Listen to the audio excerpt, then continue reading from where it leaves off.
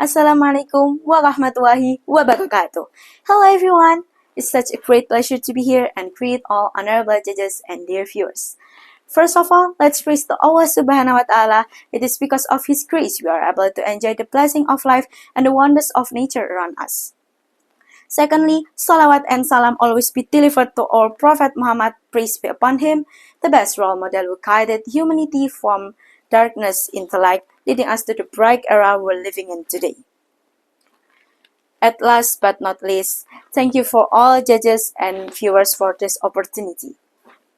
I am Azzah Sausan Sabita from SMA Surya Buana Malang, would like to deliver my speech entitled Listen to the unspoken language of nature for a better tomorrow. Honorable judges and respected viewers, wherever you are, have you ever imagined waking up one morning to find gray skies, rivers that have run dry, and forests that are silent? No bird songs, no fresh breeze, just an unsettling silence. It sounds like a scene from dramatic movie, doesn't it? But what if that was not just fiction? What if it could be our future? Simply because we neglect to care for our environment, it could happen. This is not impossible, as it is closely related to today's global issues such as the impact of industrial factories and the unwise use of natural resources. On the other hand, as time goes by, human needs continues to increase, which leads to greater exploitation of nature and ultimately more environmental problems. In Islam, utilizing nature is not forbidden. In fact, Allah allows us to do so, mentioned in Surah Al-Mulk, verse 50. هو الذي جعل لكم الأرض ذلولا فامشوا في مناكبها وكلوا من رزقه وإليه النشور. It is He who made the earth tame for you. So walk among its slopes and eat of His provision. And to Him is the resurrection. Humans are entrusted with the authority to manage God's blessings, yet Allah subhanahu wa ta'ala also reminds us that many people tend to be destructive, as stated in Surah Al-Qamar verse 41. ظهر الفساد في البر والبحر بما كسبت أيدي الناس ليذيقهم بعض الذي عملوا لعلهم يرجعون. Mischief has appeared on land and sea because of what the hands of men have earned, that Allah may give them a taste of some of their deeds, in order that they may turn back from evil. The environmental damage we witness is the unspoken language of nature. It is a warning for us to take it more seriously. Natural disasters such as floods, landslides, air pollution, and extreme weather are clear signs that nature's balance is being disturbed. As Muslims, we must be sensitive to this change.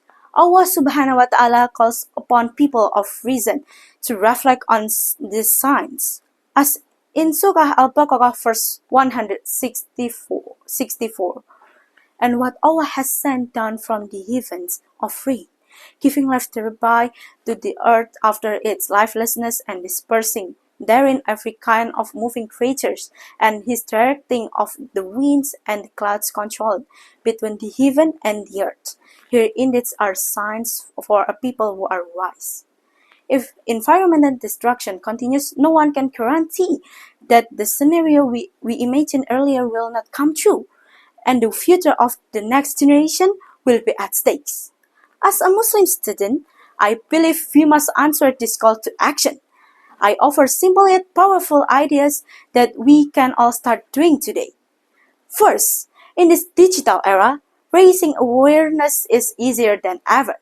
We can voice environmental issues through creative content, use impactful hashtags, join online communities on platforms like Discord, and follow environmental activities.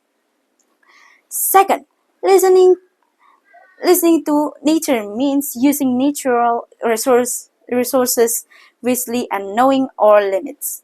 This starts with simple acts of conservation. With performing wudu ablution, use only the necessary amount of water.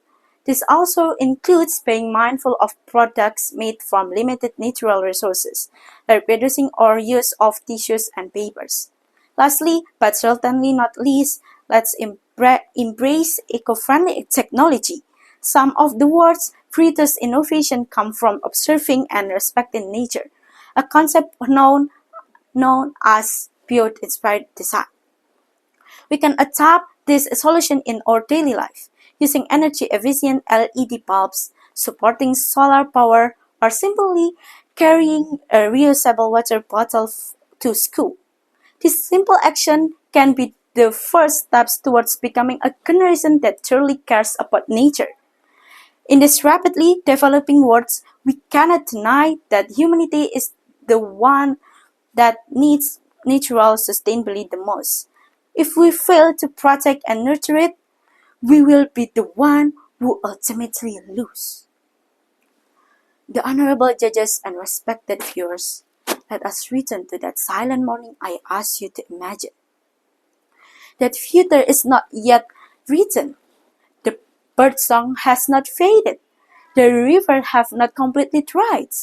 And the breeze still carries the whisper of choice. Do we want to listen or to listen to nature or ignore it? So let us begin today. Listen to the unspoken language of nature, respect the balance Allah has created, and take real steps to ensure that future generations inherit not destruction, but hope. With faith in our hearts and action in our hands, we can build a better tomorrow. Finally, honorable judges and all dear viewers, that's all for me. I hope the message from this speech finds you well, and thank you for your nice attention.